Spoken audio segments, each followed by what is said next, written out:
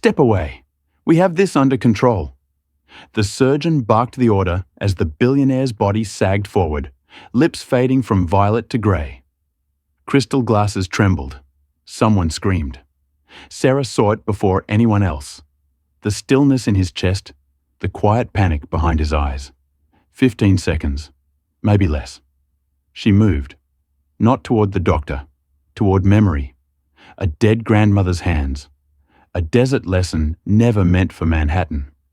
They didn't know it yet, but the most powerful man in the room was about to be saved by the one person everyone had ignored. The silence that descended upon Meridian, one of Manhattan's most prestigious restaurants, was suffocating. Crystal chandeliers hung motionless above the dining room, their light catching on abandoned champagne flutes. Waiters stood paralyzed, mid-stride, their silver trays suspended in the air. The pianist's fingers hovered above the ivory keys, the melody dying in his throat. Every eye in the room fixated on table 12, where a distinguished man in an immaculate bronze suit clutched at his throat, his face turning an alarming shade of crimson. Ahmed al-Mansouri, the real estate magnate whose skyline-defining towers had reshaped New York City, was choking. His steel-grey eyes bulged with terror as his perfectly manicured hands clawed desperately at his collar. The $60 Wagyu beef he'd been savoring moments before now lodged somewhere in his windpipe, transforming a celebration dinner into a fight for survival. Two prominent doctors at a neighboring table rushed forward, their chairs scraping loudly against the polished marble floor. Dr. Richard Peyton, chief of surgery at Mount C, immediately positioned himself behind Ahmed, wrapping his arms around the billionaire's torso to attempt the Heimlich maneuver. His colleague, Dr. Catherine Walsh, a renowned pulmonologist, stood ready to assist, her phone already dialing 911. 123. Doctor. Peyton grunted, thrusting upward with practiced precision. Nothing. Ahmed's face deepened from red to purple. Again. The second attempt proved equally futile. Panic rippled through Meridian like a shockwave. Diners pushed back from their tables, some standing, others covering their mouths in horror. The maître rushed forward, barking orders into his headset for an ambulance. 45 seconds had passed since the choking began. Ahmed's movements became more frantic, more desperate. His billion-dollar empire, his legacy, his carefully constructed life of luxury and power, all of it meant nothing as his body fought for oxygen. That's when Sarah Mitchell appeared. At 28 years old, Sarah was invisible to most of Meridian's clientele. She wore the standard black uniform of the service staff. Her dark hair pulled back in a regulation bun. Her hands bore the calluses of someone who'd worked every kind of job imaginable, from cleaning offices at dawn to serving Manhattan's elite at night. She'd grown up in a small community in New Mexico where her grandmother Amina had raised her after her parents died in a car accident. Sarah had been clearing table 7 when she heard the commotion. She turned to see the distinguished businessman she'd admired from afar, the one whose face graced the covers of business magazines, whose philanthropic work had funded schools and hospitals, now fighting for his life. She watched Dr. Peyton attempt the Heimlich for a third time. Watched it fail again. Watched precious seconds drain away like sand through an hourglass. Something stirred in Sarah's memory. A summer evening years ago, sitting on her grandmother's porch in the fading New Mexico light. Grandma Amina, who'd immigrated from Jordan as a young bride, teaching her the old ways. In the desert, Sarah, we didn't have hospitals. We had knowledge passed down through generations. Knowledge that saves lives. Sarah's feet moved before her mind fully processed the decision. She set down her tray and pushed through the gathered crowd. "Excuse me," she said quietly. No one heard her. "Excuse me," she repeated louder this time. Dr. Peyton glanced at her briefly, irritation flashing across his face. "Miss, please step back. We're handling this." But Sarah didn't step back. She couldn't, because in that moment, looking at Ahmed al-Mansouri's face, she saw not a billionaire, not a titan of industry, but simply a man dying, while everyone watched helplessly. And she remembered her grandmother's words, her hands, her ancient wisdom. "I can help him," Sarah said, her voice steady despite her pounding heart. "Please, I know another way. Sarah Mitchell hadn't planned to become a waitress at Meridian. 3 years ago, she'd arrived in New York City with dreams of becoming a cultural anthropologist. Her thesis focused on preserving indigenous knowledge systems in modern society. Her grandmother Amina's stories about ancient Bedouin survival techniques had fascinated her since childhood. Those tales weren't just entertainment, they were lifelines, wisdom forged in the harshest environments on Earth. But life in Manhattan was expensive. Her graduate program at NYU demanded long hours with little pay. Her tiny studio apartment in Washington Heights cost more than she'd imagined possible, even with 2 roommates sleeping in the living room. The student loans accumulated like snowdrifts, burying her deeper each month. So she'd taken the position at Meridian, lured by the promise of tips that could keep her afloat while she pursued her studies. The irony wasn't lost on her. She spent her days researching disappearing cultural traditions, then her evenings serving people who'd never consider such knowledge valuable. The wealthy diners at Meridian lived in a world where money solved every problem, where the latest technology and modern medicine provided all the answers they needed. Sarah's grandmother, Amina, had been different. She'd grown up in a Bedouin community in southern Jordan, where survival meant understanding the desert's rhythms, its dangers, its secrets. When she'd married Sarah's American grandfather, a geologist working in the Middle East, and moved to New Mexico, she'd brought that knowledge with her. She'd planted it in her granddaughter's heart, like seeds in fertile soil.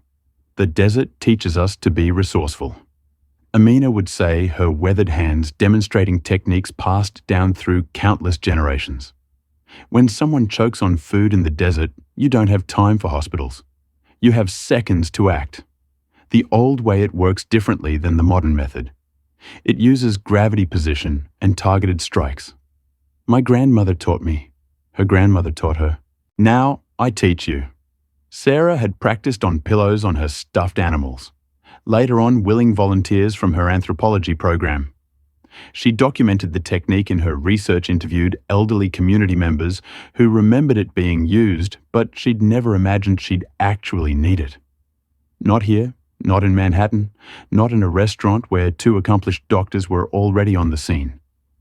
Yet as she stood before Dr. Peyton and the choking billionaire, she felt her grandmother's presence like a hand on her shoulder. Ahmed al-Mansouri's face had gone from purple to an ashen grey. His movements were becoming weaker, more resigned. The doctor's 4th attempt at the Heimlich maneuver had just failed. They were losing him. "Miss," I said, "step back." Dr. Peyton barked, sweat beading on his forehead. "We have this under control." But they didn't. Everyone in the room could see it. 90 seconds had passed since the choking began. Brain damage from oxygen deprivation occurred after 4 minutes. They had perhaps 2.5 minutes left before Ahmed al-Mansouri would suffer irreversible harm if he survived at all. Sarah looked past the doctor to Ahmed himself. In his fading consciousness, she saw something that made her heart clench. It was the same look she'd seen in her grandmother's eyes near the end when the cancer had stolen her strength, but not her spirit. A look that said, "I'm not ready to go. I have more to do. Please." The maître appeared at her elbow, his voice sharp. "Sarah, return to your station immediately. You're making a scene?" She ignored him. She stepped around Dr. Peyton, who reached out to grab her arm. "Security," someone shouted. But Sarah was faster. She positioned herself beside Ahmed, her hands moving with practiced confidence.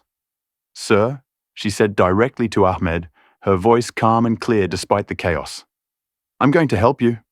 Trust me." Then she did something that made the entire restaurant gasp.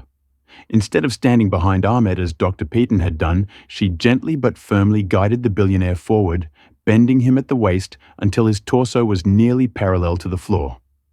She positioned herself at his side, one hand supporting his chest, the other raised high. "What is she doing?" someone whispered. "Stop her!" Dr. Walsh called out. But Sarah's grandmother's voice echoed in her mind, steady and sure. 5 strikes, Sarah, heel of your hand between the shoulder blades, firm, sharp, downward and inward. Let gravity help you. Trust the old ways. Sarah struck once, twice, 3 times, 4. Nothing. Time seemed to stretch like taffy in those suspended seconds. Sarah's heart hammered against her ribcage. Had she been wrong? Had her grandmother's ancient technique failed when it mattered most? Around her, she could hear the rising panic, the urgent shouts, the sound of security guards pushing through the crowd toward her. But something in Sarah's core told her to trust. Trust the knowledge that had kept her ancestors alive in the unforgiving desert. Trust the wisdom passed down through generations of women who'd had nothing but their skill and courage to protect their loved ones. She raised her hand for the fifth strike. This one different from the others, harder, more targeted, combining the downward force with a slight inward angle. Just as Grandma Amina had taught her, her palm connected firmly between Ahmed's shoulder blades with a sound that echoed through the silent restaurant. For one terrible heartbeat, nothing happened. Then Ahmed al-Mansouri lurched forward with a violent cough. The piece of Wagyu beef shot from his mouth, landing with a wet splat on the pristine marble floor. He gasped, a ragged, beautiful sound that filled the restaurant like a symphony. Air rushed back into his starved lungs. His chest heaved as he drew breath after precious breath, each one a small miracle. The restaurant exploded into action. People surged forward. Dr. Peaton immediately began checking Ahmed's vital signs. His professional demeanor, masking what Sarah could see, was genuine shock. Dr. Walsh supported Ahmed's other side as he slowly straightened, still coughing, but breathing. Definitely breathing. "Oh my God," someone whispered. "She saved him," another voice said. "What did she do? How did that work?" Sarah stepped back, her legs suddenly weak, her hands trembling with the aftermath of adrenaline. She'd done it. The ancient Bedouin technique had worked. Her grandmother had been right all along.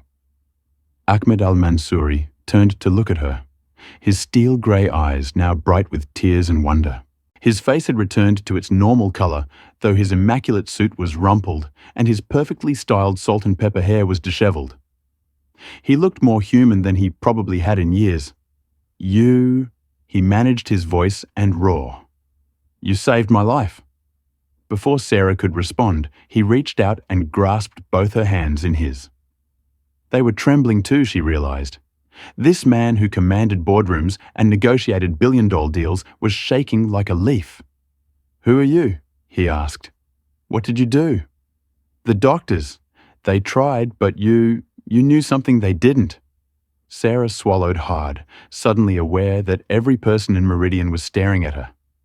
The wealthy diners, the restaurant staff, the doctors, the maître who tried to remove her, all of them watching, waiting for her answer. "My name is Sarah Mitchell," she said quietly. "I'm a waitress here, but I grew up in New Mexico, raised by my grandmother. She was from Jordan, from a Bedouin family.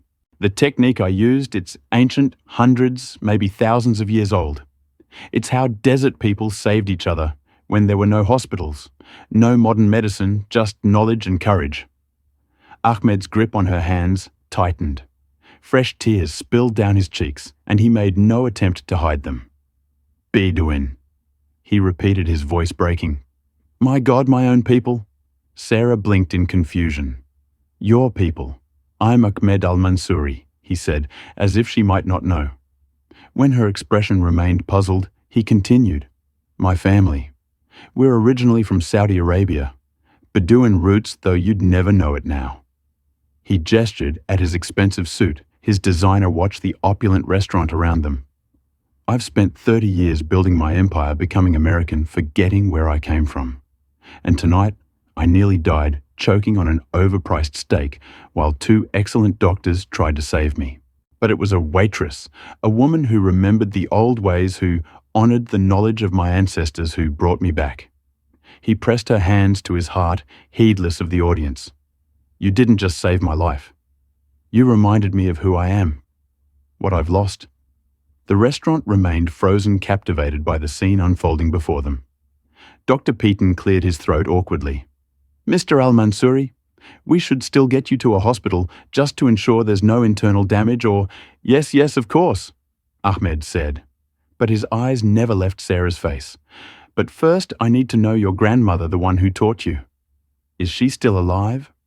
Sarah's throat tightened. "She passed away 2 years ago. Cancer." I'm so sorry, Ahmed said with genuine feeling, but her legacy lives on through you. What she taught you, what you did tonight, his voice cracked. I will never forget this. Never. The ambulance arrived moments later, paramedics rushing in with equipment and urgent questions. The paramedics worked with practiced efficiency, checking Ahmed's vitals, examining his throat, asking rapid-fire questions about the incident. Dr. Peyton and Dr. Walsh provided medical context, their professional tones masking what Sarah sensed was lingering bewilderment. The Heimlich maneuver was supposed to work. It had failed 4 times. Yet a waitress with no medical training had succeeded with a technique they'd never seen before. Blood pressure stabilizing, one paramedic announced. Oxygen saturation returning to normal. No apparent trauma to the throat or esophagus, but will need imaging to be certain. Ahmed waved them off impatiently, though he allowed them to continue their examination. His gaze kept returning to Sarah, who stood awkwardly to the side, unsure whether she should return to work or stay. The maître Pierre Duchamp hovered nearby, with an expression caught somewhere between relief and profound anxiety. A choking incident was bad enough. Having a server bypass the doctors to administer an unorthodox rescue technique could spell legal nightmares. Mr. Al-Mansouri, the lead paramedic, said firmly, "We really should transport you to Presbyterian for a full evaluation. Choking episodes can sometimes cause delayed complications. I'll go." Ahmed agreed, finally tearing his eyes from Sarah. "But not yet. Give me 5 minutes." When the paramedics started to protest, Ahmed's voice took on the authoritative edge of a man accustomed to getting his way. 5 minutes. I'm breathing fine, and I'm not leaving until I speak with this young woman properly." The paramedic reluctantly nodded and stepped back to confer with his partner. Ahmed turned to Pierre. "Clear table 12. I want to sit down with Ms. Mitchell. Bring us water, tea, whatever she'd like. And for God's sake, tell everyone to stop staring and return to their meals." Pierre blinked, momentarily stunned. "Sir, I'm not sure that's Ms. Mitchell is staff, and there are protocols." Ahmed's expression hardened. "Pierre, this woman just saved my life using knowledge passed down through my own ancestors. Knowledge I'd forgotten existed. I'm going to sit with her, and I'm going to thank her properly." "Are we clear?" "Crystal clear, sir," Pierre said quickly, snapping his fingers at the hovering servers. "You heard Mr. Al-Mansouri, table 12 immediately."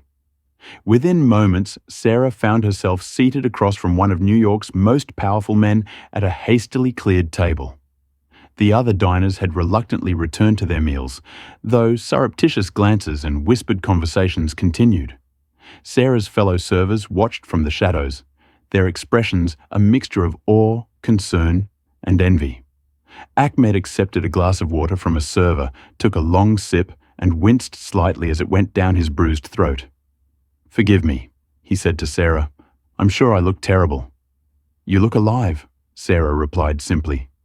"That's what matters." A smile ghosted across his face. "Direct, I appreciate that.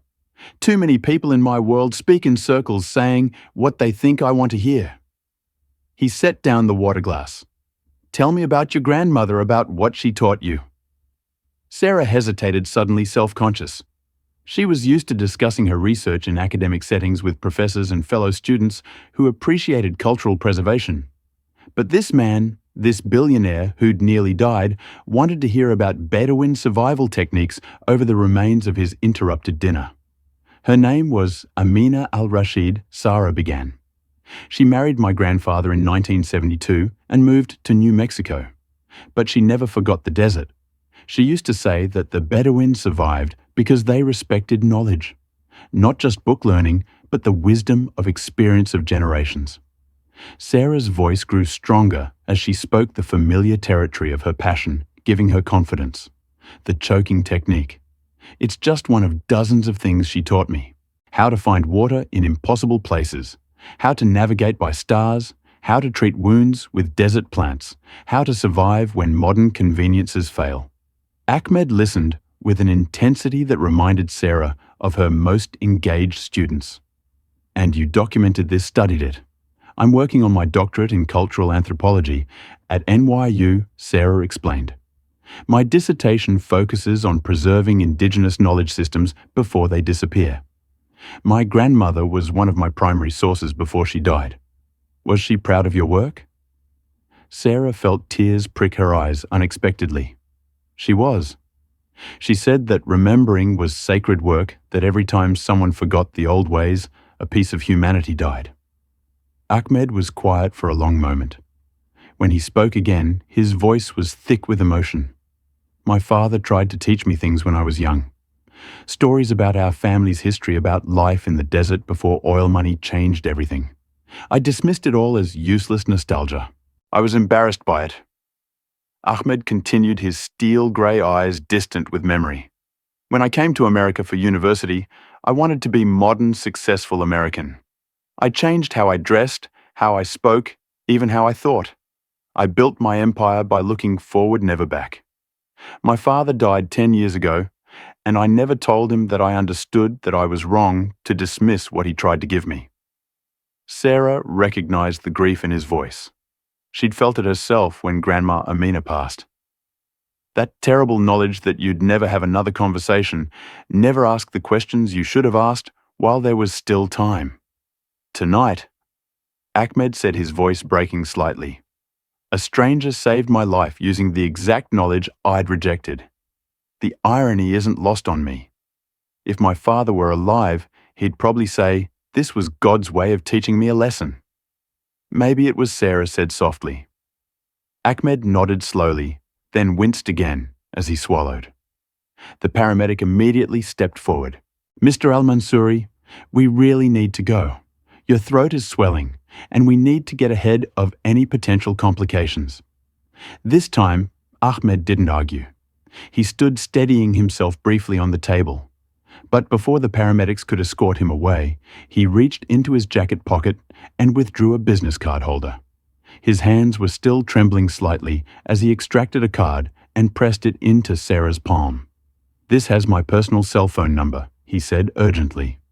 Not my assistant's line, not my office. Me. Please call me tomorrow. I want to continue this conversation. I need to continue it.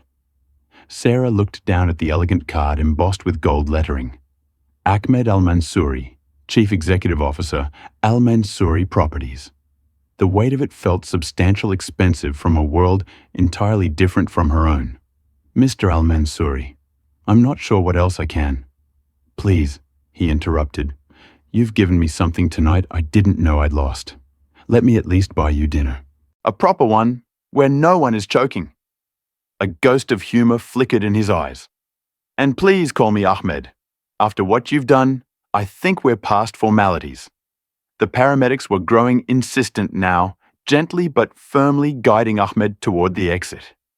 He kept his gaze on Sarah until the last possible moment, mouthing, "Call me," as they disappeared through Meridian's entrance. The restaurant slowly exhaled, the tension dissipating like smoke. Conversations resumed, though in more animated tones than before. Pierre approached Sarah, his expression unreadable. "Miss Mitchell?" He began, his formal tone back in place. "That was quite extraordinary. However, we will need to discuss this incident with management. Protocol was breached, and while the outcome was fortunate, there are liability concerns." "She's a hero," Pierre interrupted Dr. Peyton, who'd been standing nearby. The surgeon approached Sarah with newfound respect in his eyes. "I've been practicing medicine for 25 years and I've never seen anything like what you just did. The modified positioning, the precise strikes, it was brilliant. Where did you learn it?"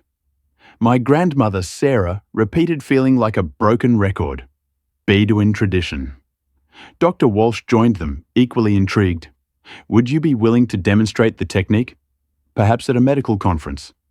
This could have applications we've never considered.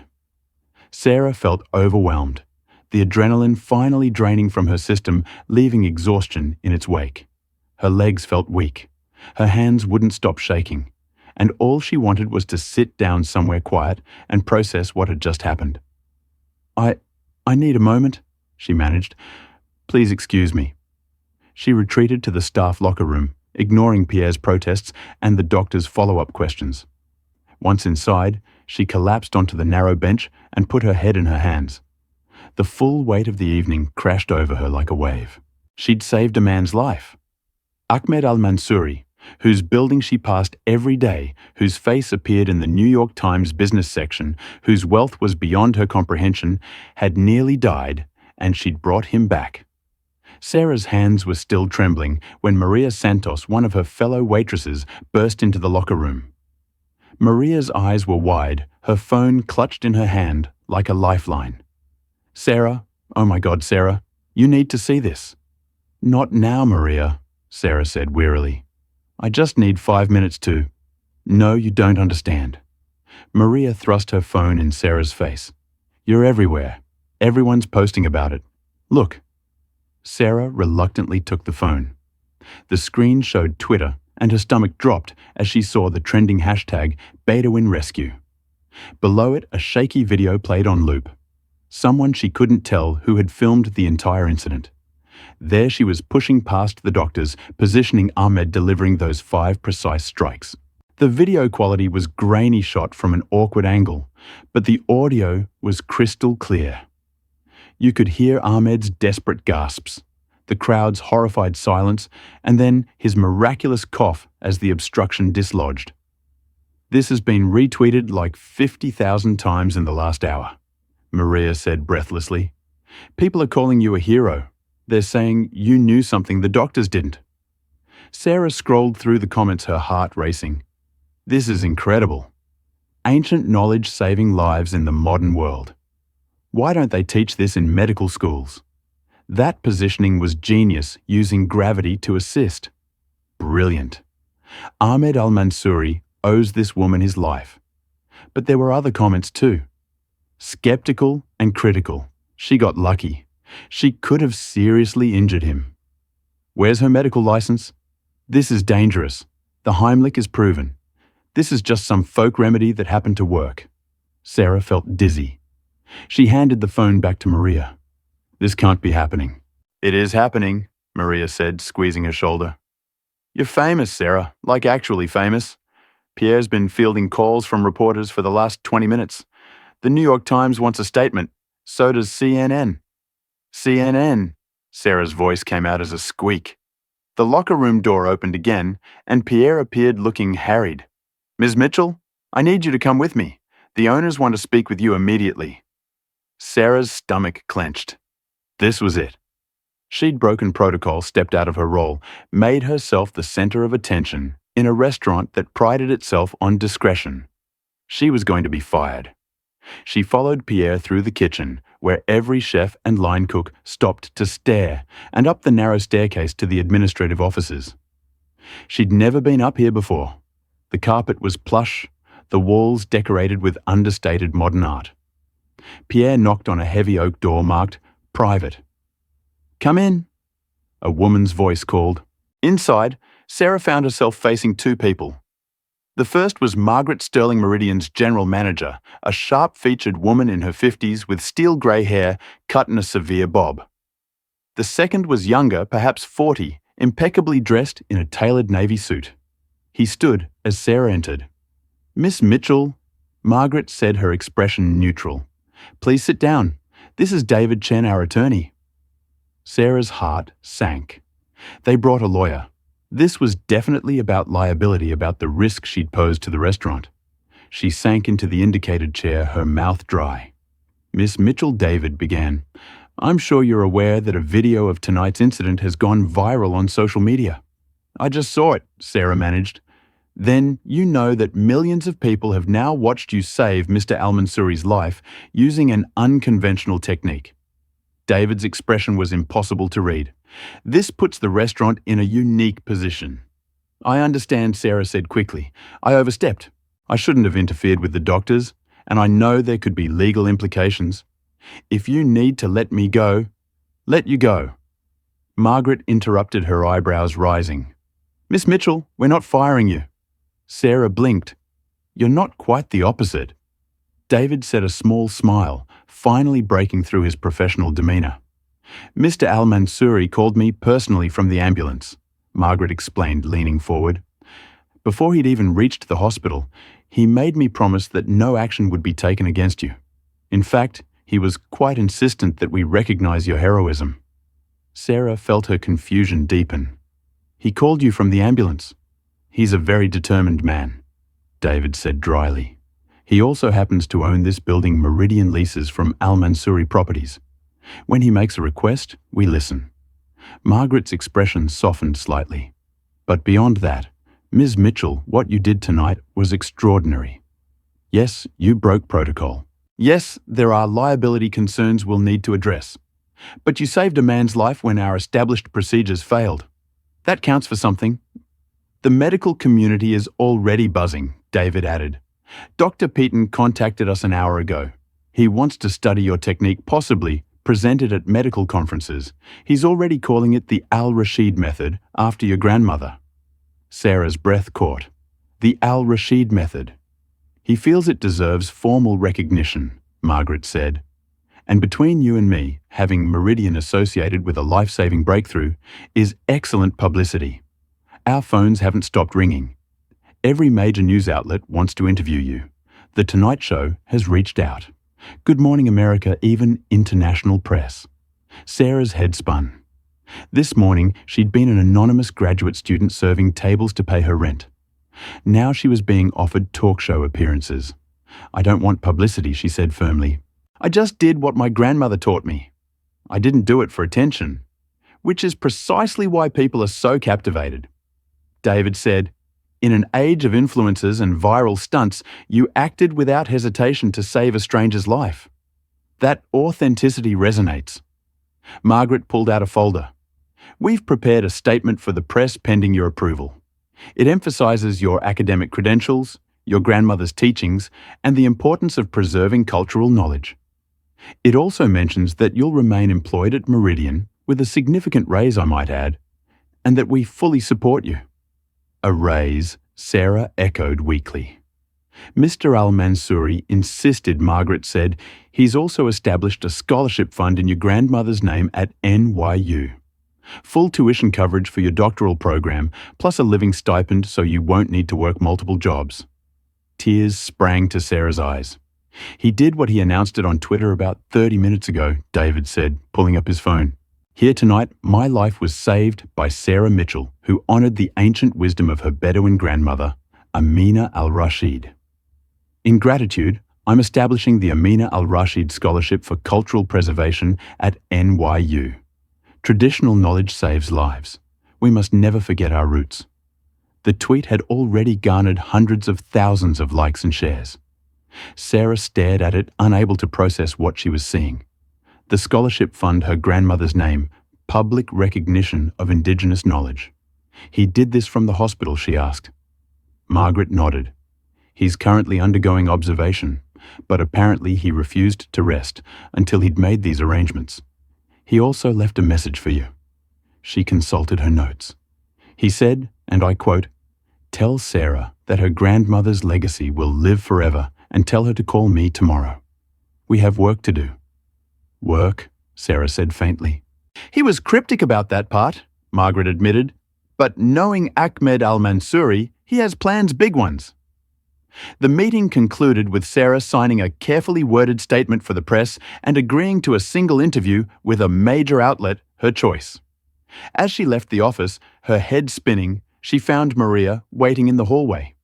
"Well," Maria demanded, "are you fired?" "I got a raise," Sarah said numbly. Maria shrieked and hugged her. "I knew it. This is amazing. You're a hero, Sarah." But Sarah didn't feel like a hero.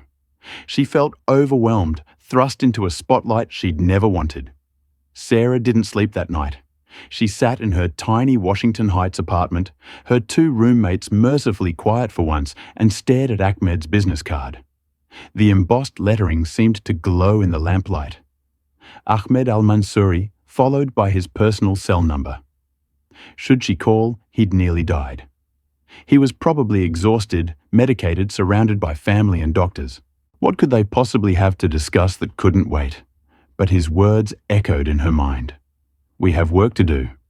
At 7 o'clock in the morning, her phone rang.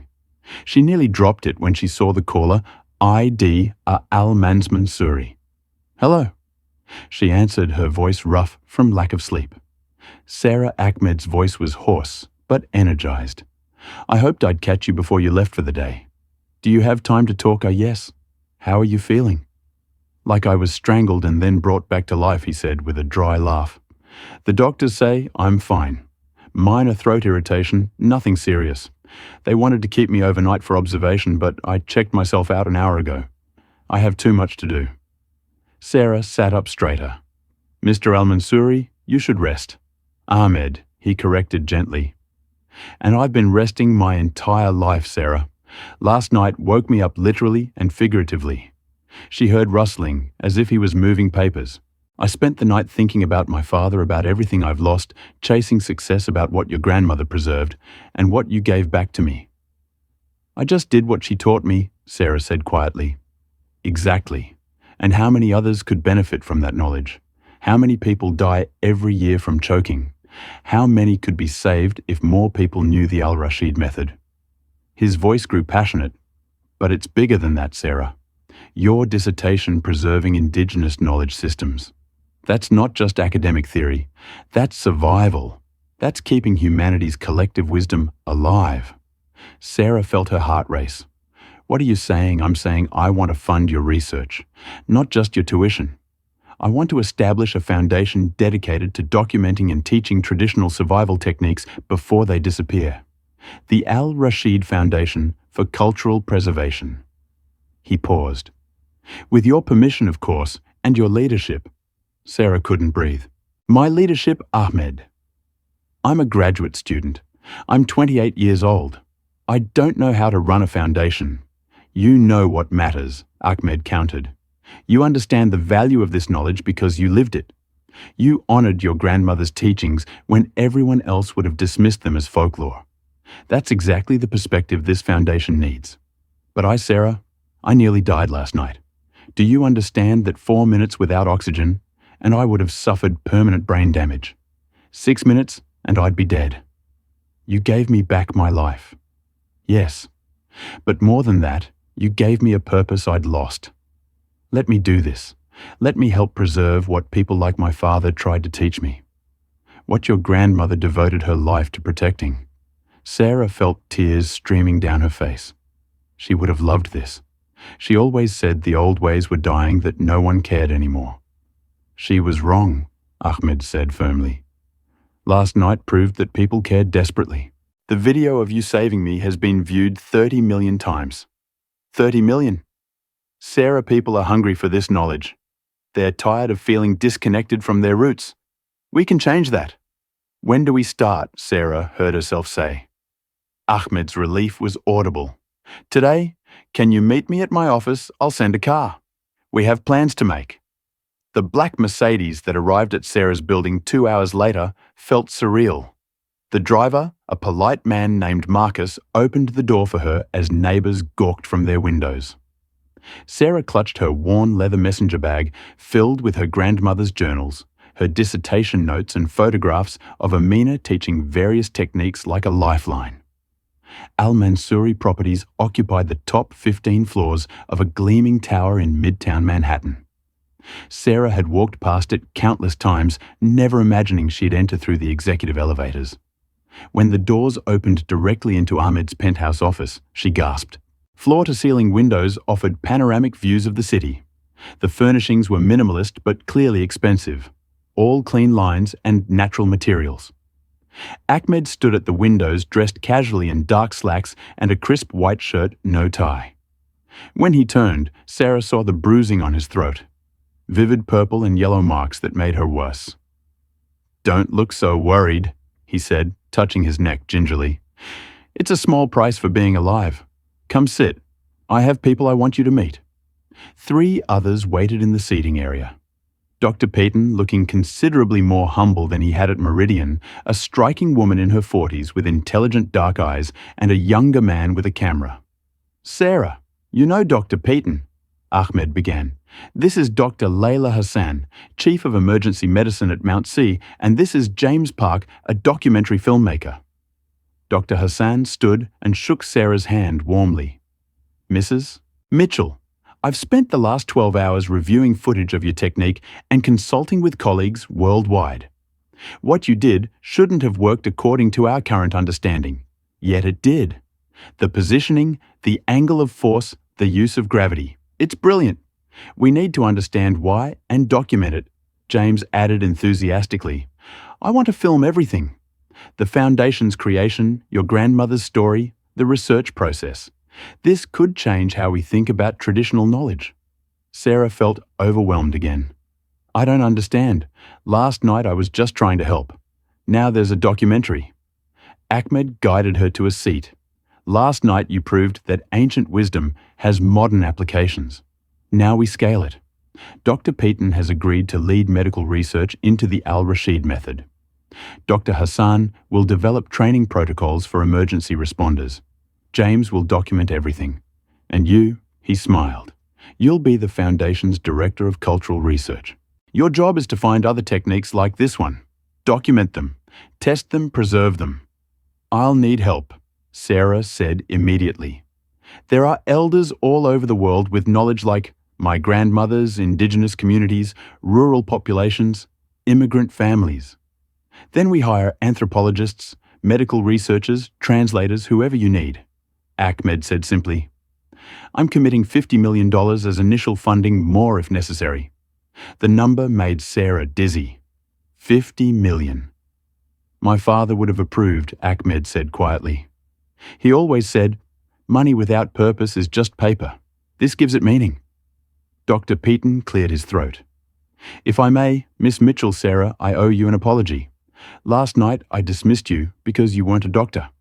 I let my ego blind me to the possibility that someone else might have an answer I didn't. That was arrogant and dangerous. You were trying to help, Sarah said generously. I was trying to prove I was the expert, he corrected. You taught me humility. Now I'd like to learn from you. Really learn if you'll teach me. Sarah looked at the faces around her accomplished professionals, all willing to follow her lead to learn from her grandmother's legacy. 3 months later, Sarah stood in a lecture hall at NYU, but not as a student. Today, she was presenting the Al-Rashid Foundation's first major research findings. The room was packed. Medical professionals, anthropologists, emergency responders, media representatives, and cultural preservation advocates from around the world. Ahmed sat in the front row, his throat fully healed now, though he still touched it occasionally, as if reminding himself of that night. Next to him sat his elderly mother, who'd flown in from Saudi Arabia specifically for this presentation. She'd brought with her a leather-bound journal containing her own mother's traditional remedies and survival techniques. Knowledge she'd thought would die with her generation. Traditional knowledge isn't superstition or folklore, Sarah said, her voice steady and confident. It's tested wisdom refined over generations of trial and error. What we call modern medicine is often just rediscovering what indigenous peoples already knew. She clicked to the next slide showing her grandmother's photograph. Amina al-Rashid understood that the human body responds to more than just one approach. The Al-Rashid method works because it combines gravity strategic positioning and precise force application in ways the Heimlich maneuver doesn't address. Dr. Hassan stood and took over the medical portion. We've now successfully used the Al-Rashid method in 43 emergency situations where traditional interventions failed. That's 43 lives saved by ancient Bedouin knowledge. We're incorporating it into EMT training nationwide, and the FDA has given preliminary approval for official medical protocols. The audience erupted in applause. Sarah caught Ahmed's eye, and he smiled. A real smile, not the practiced one of a businessman, but something genuine and warm. After the presentation, reporters crowded around. One asked Ahmed, Mr. Al-Mansouri, you've donated $70 million to this foundation so far. Why this cause specifically? Ahmed's answer was thoughtful. For 30 years, I built an empire by forgetting my roots. I became successful by being American, by looking forward, never back. Then a waitress saved my life, using knowledge from the culture I'd abandoned. She reminded me that progress isn't about rejecting the past. It's about integrating wisdom from all sources. My father tried to teach me that Sarah's grandmother succeeded. Another reporter turned to Sarah. "Ms. Mitchell, you've gone from serving tables to directing a major foundation. What would your grandmother think?" Sarah felt tears threaten, but held them back. She'd say, "This is sacred work." She used to tell me that every time someone forgets the old ways, humanity loses part of its survival toolkit. Now, we're building that toolkit back up one technique at a time. The foundation had expanded rapidly. Sarah led a team of 12 researchers documenting traditional knowledge from Indigenous Americans, Pacific Islanders, African tribal communities, and Asian mountain peoples. They'd already recorded over 200 survival techniques, everything from wound treatment to water purification to childbirth assistance, that were being scientifically validated and incorporated into modern practice. That evening, Ahmed hosted a small celebration at his apartment. Sarah arrived to find it transformed. Traditional Middle Eastern textiles adorned the walls, replacing the sterile modern art. The scent of Arabic coffee filled the air. Photographs of Ahmed's father covered a memorial table. "I've been reconnecting," Ahmed explained, guiding Sarah through the space, learning Arabic again, reading my father's journals, understanding what I lost. He picked up a faded photograph showing a young man in traditional Bedouin dress. "That's my grandfather. He could find water in the desert using nothing but observation and experience. I never bothered to learn how." But now he smiled. Now the foundation is sending researchers to document those techniques before they're completely lost. Sarah touched his arm gently. "He'd be proud of you." "We'd both be proud," Ahmed corrected, gesturing to include Amina. "This is their legacy as much as ours." Outside the windows, Manhattan glittered with possibility. Two people from different worlds, brought together by a moment of crisis, had created something that would outlive them both. The Al-Rashid Foundation for Cultural Preservation would ensure that ancient wisdom, Bedouin, indigenous, traditional, sacred, would never again be dismissed as primitive or irrelevant. Because sometimes the old ways aren't old, they're timeless. And so concludes the story of how a choking incident at an exclusive Manhattan restaurant sparked a global movement to preserve traditional knowledge. Ahmed al-Mansouri reconnected with the heritage he'd abandoned, while Sarah Mitchell transformed her grandmother's teachings into a foundation that's saving lives worldwide. From a single moment of crisis came a powerful reminder. Wisdom isn't measured by age or modernity, but by its ability to preserve human life and dignity. The Al-Rashid method is now taught in emergency rooms across America. Sarah completed her doctorate and continues leading research into indigenous knowledge systems. And Ahmed, well, he finally understands what his father tried to teach him all those years ago. Sometimes it takes nearly losing everything to remember what truly matters. Thank you for reading. If you enjoyed this story, please like, share, and subscribe to our channel for more inspiring dramatic tales just like this one. Your support helps us keep creating content that uplifts and entertains. Let us know in the comments what traditional knowledge exists in your own family or culture. And remember, the wisdom of our ancestors isn't old-fashioned, it's eternal.